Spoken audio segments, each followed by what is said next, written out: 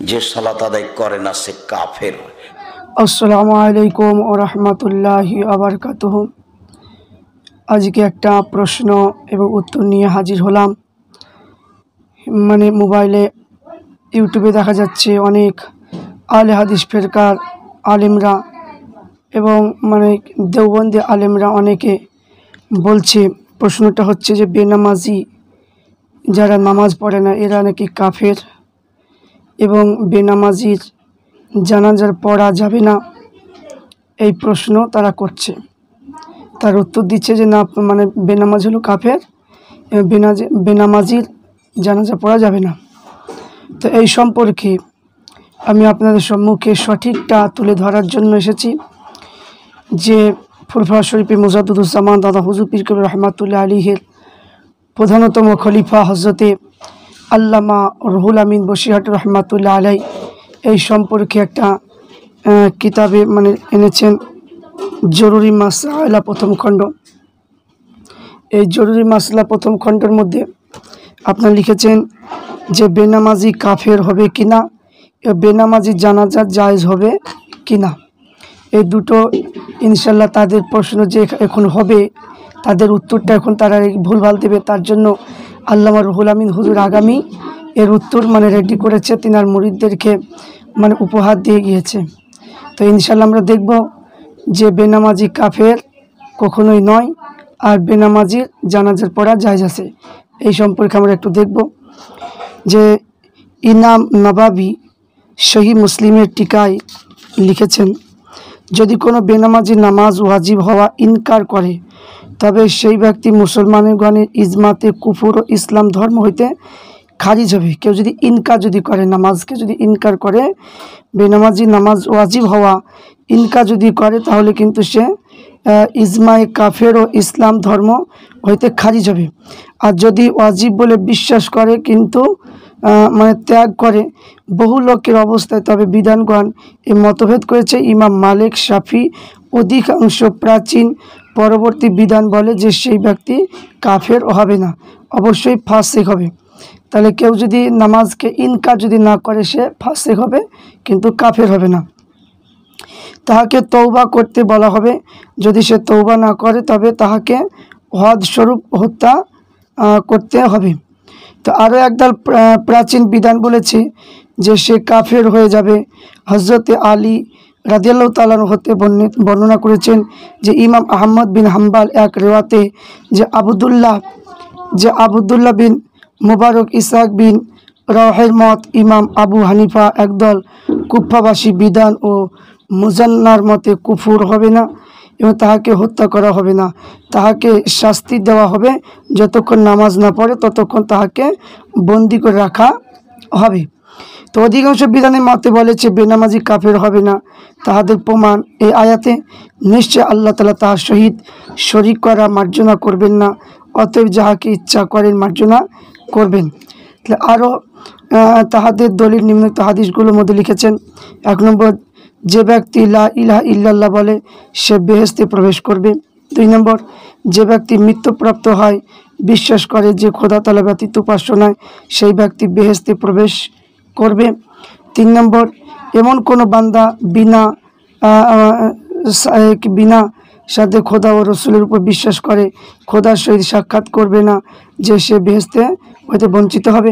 যে ব্যক্তি বলে খোদা তাআলা ব্যতীত উপাস্য নয় খোদা তাআলা তাহার উপর দোজখ হারাম করবে। তো ইমাম নবাবী বলেছে বান্দার মধ্যে শিরকের মধ্যে নামাজ ত্যাগ রয়েছে। এই হাদিসটি 4 প্রকার মর্মে হইতে পারে। প্রথম নম্বর হলো নামাজ ত্যাগ করলে কাফেরের ন্যায় প্রাণ হত্যা করা উপযুক্ত হবে। দ্বিতীয়, যে ব্যক্তি নামাজ ত্যাগ করা হালাল জানে সে ব্যক্তি কাফের হবে। তৃতীয় হচ্ছে নামাজ ত্যাগকারী পরিণাম কাফেরির দিকে রুজু করে। চতুর্থ, যে নামাজ ত্যাগকারী কাফেরের রীতি। তো এখানে মিরকাত শরীফের মধ্যে লিখেছে এই সম্পর্কে যে তিনি বলেন যে নামাজ পাঠ বান্দা ও কাফেরির মধ্যে অন্তরাল স্বরূপ, কাজী বলে যে নামাজ ত্যাগ এবং সেই স্থানে উপস্থিত হয় যা বান্দা কাফেরির মধ্যে সীমা, সেই সময় মনুষ্য উহা ত্যাগ করে এবং সীমা উপস্থিত হয় কাফেরের নিকটে উপস্থিত হয়। কেউ কেউ উক্ত হাদিসে মর্ম বলেছে ইমানদার কাফেরের মধ্যে অকৃতজ্ঞতা শুকুর গুজারি না করা। তাই এই সূত্রে কুফর শব্দের অর্থ হলো অকৃতজ্ঞতা।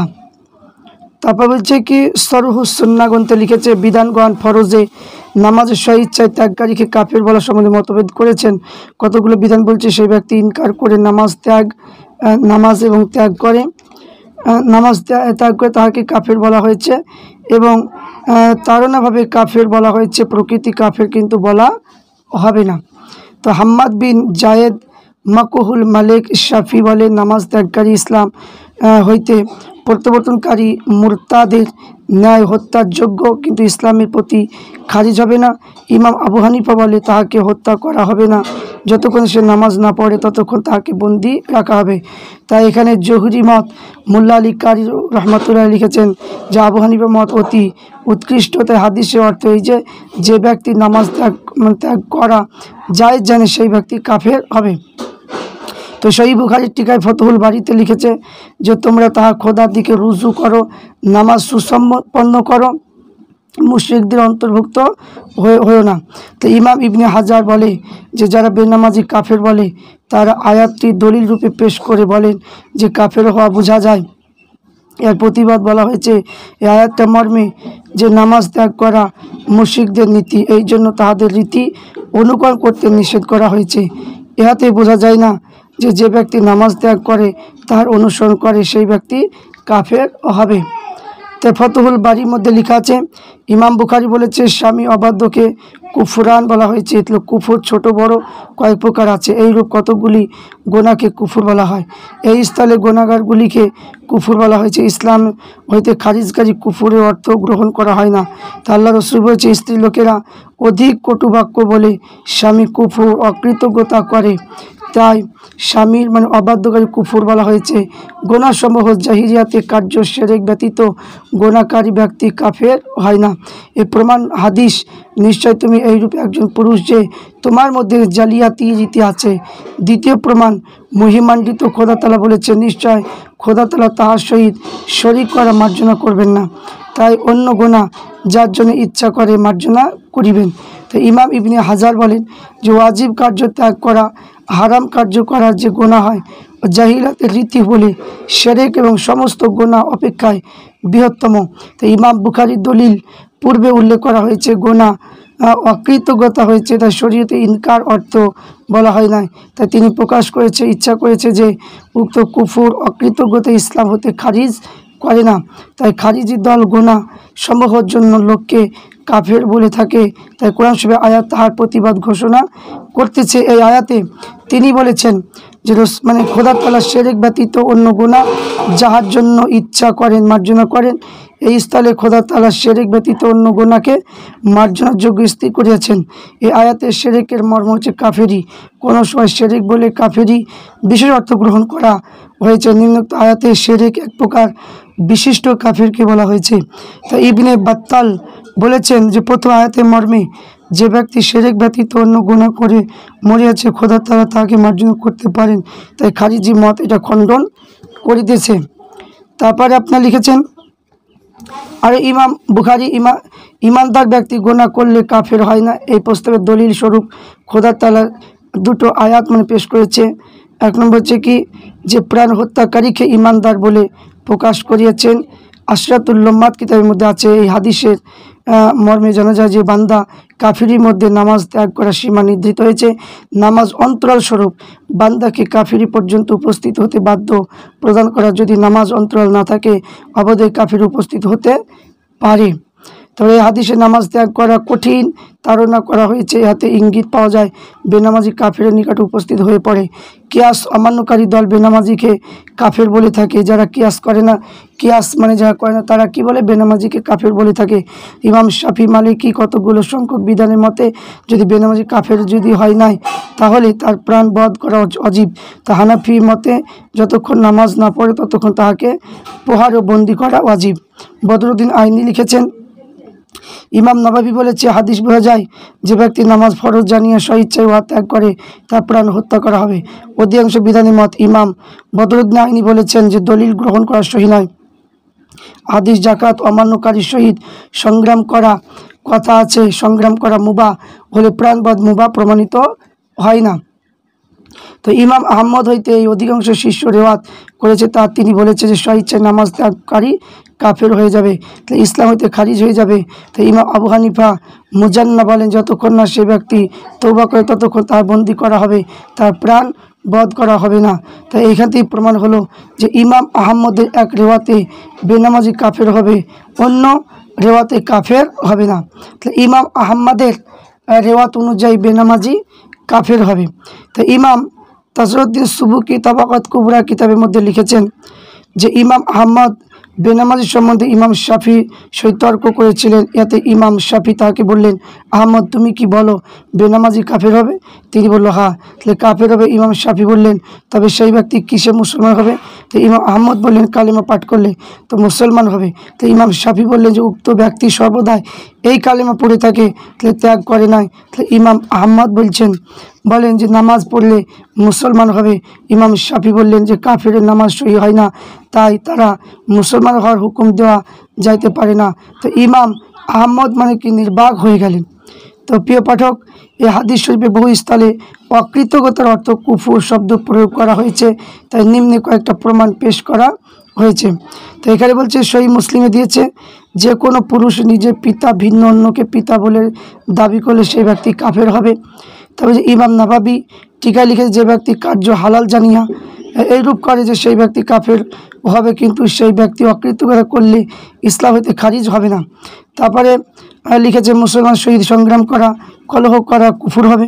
তো ইমাম নাবাবী এই স্থলে কুফুরের অর্থ অকৃতজ্ঞতা লিখেছেন। তাই মনুষ্যদের মধ্যে দুটি কুফুর আছে, বংশ নিন্দা এবং মৃত্যুর উপর মানে উচ্চ শব্দই খণ্ডন করা। তো ইমাম নাবাবী এই স্থলে কুফুর শব্দের অর্থ মানে অকৃতজ্ঞতা লিখেছেন। তাই তিনি কিতাবে লিখেছে যে কৃতদাস আপন প্রভু হইতে পলায়ন করে সে নিশ্চয় কুফুর করেছে। ইমাম নাবাবী এই স্থলে কুফুর শব্দের অর্থ অকৃতজ্ঞতা লিখেছেন। তাই তিনার কিতাবে আবার লিখেছে যে স্ত্রী লোক স্বামী শহীদ কুফুর করে। তো ইমাম নাবাবী এই স্থলে কুফুরের অর্থ অকৃতজ্ঞতা স্বামী অবাধ্য বলে প্রকাশ করেছে। তাহলে এখানে বোঝা গেল যে কুফুর শব্দের অর্থ প্রকৃতি কাফের নয়, সেই রূপে নামাজ ত্যাগকারী সংক্রান্ত হাদিস কুফুরের অর্থ প্রকৃতি মানে কুফুর নয়। তো অকৃতজ্ঞতার অর্থ উহা ব্যবহৃত হয়েছে। তো উপযুক্ত প্রমাণ হলো যে ইমাম আহমদের বেনামাজি কাফের হওয়া যে রেওয়াত ভ্রান্তিমূলক। তিনি যে এইরূপ স্থলে কুফুর শব্দের অর্থ অকৃতজ্ঞতা না লইয়া প্রকৃতি কাফির লইয়েছেন, ইহার ভ্রান্তি কারণ এই জন্য তিনি শেষ অবস্থায় বেনামাজি কাফের না হওয়ার মত সমর্পণ করেছেন। ইহাতে তার দ্বিতীয় রেওয়াত আরেকটা আছে। মূল মন্তব্য হলো যে বাসে ইমাম হাম্মাদ বিন জায়েদের মতে, শামের ইমাম মকহুল মতে, মদিনার ইমাম মালিকের মানে কি মতে, মক্কার ইমাম শাফির মানে মতে, বাগদাদের ইমাম আহমদের সহি মতে কুফুর, ইমাম আবু হানিফার মতে, খোরাসানের ইমাম বুখারি, প্রায় সাহাবা তাবিন মুস্তাহিদগান মুহাদ্দিসের মতে কোনো ব্যক্তি নামাজ ফরজ জানিয়া মানে ত্যাগ করলে কুফুর হবে না। তবে এখানে আমাদের দেশে মাযহাব যারা বিদেশি যারা মাযহাব যারা মানে না, যারা আহলে হাদিস, যারা ওয়াহাবি মানে ফেরকা এবং কিছু মানে আহলে হাদিসের রূপ ধারণ কিছু দেওবন্দি আলেম, এরা মাযহাব মানে কি যারা মানে না, এই সমস্ত আলেমরা বলছে যে বেনামাজিরা কাফের বলে মানে তারা স্বীকার করে, তারা কাফের বলে। তাহলে এখানে প্রমাণ পাওয়া গেল যে আপনার নজির হোসেন সাহেব এই দুইটি ফতোয়া সংক্ষিপ্ত স্থলে উদ্ধৃত করে তাদের মতের সাথে সকল সমকক্ষ প্রকাশ করেছে। যে সে মানে লিখে দিয়েছে যে আপনার যে বেনামাজি কাফের। তাহলে আহলে হাদিসরা তারা মানে ফতোয়া মানে দিয়েছে এরা আপনার চার মাযহাবকে মানে না, এই জন্য তারা কাফের বলে। কিন্তু আমরা বুঝতে পারলাম যে বেনামাজি কখনো কাফের হবে না। তাহলে ফতোয়া নাজিরিয়া প্রথম খণ্ডে লিখেছে, যে ব্যক্তি ইচ্ছাকৃতভাবে নামাজ ত্যাগ করে সেই ব্যক্তি কুফর করল। এটা একটা প্রশ্ন। তো যে ব্যক্তি ইচ্ছাকৃতভাবে নামাজ ত্যাগ করে সেই ব্যক্তি কুফর করলো।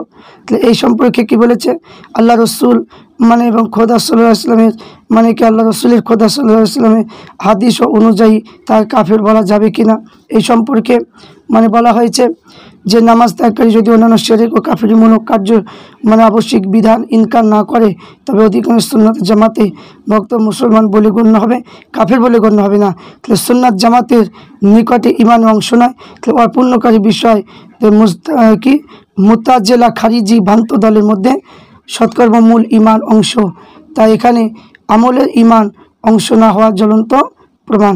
তাই এখানে মানে লিখেছেন যে আপনার এখানে যেটা পাওয়া গেল যে আপনার লেখা হয়েছে যে আপনার বেনামাজি কখনো কাফের হবে না। আমরা যেটা মানে প্রশ্নর উত্তর আমরা যেটা পেলাম যে বেনামাজিরা কাফের হবে না, কাফের বলা যাবে না। সেখানে বসিরহাট আল্লামা রুহুল আমিন হুজুর কিতাবের মধ্যে লিখেছেন যে বেনামাজি কখনো কাফের হবে না, ইনকার যদি না করে মানে কি এখানে কাফের বলে পাওয়া যাচ্ছে না বা তিনি কাফের বলেননি। এবং হানাফি মাযহাব অনুযায়ী মাযহাব মানে মত অনুযায়ী আলেমরা কখনো বেনামাজিকে কাফের বলেনি। ইনশাআল্লাহ আমরা সঠিকটা বুঝতে পারলাম।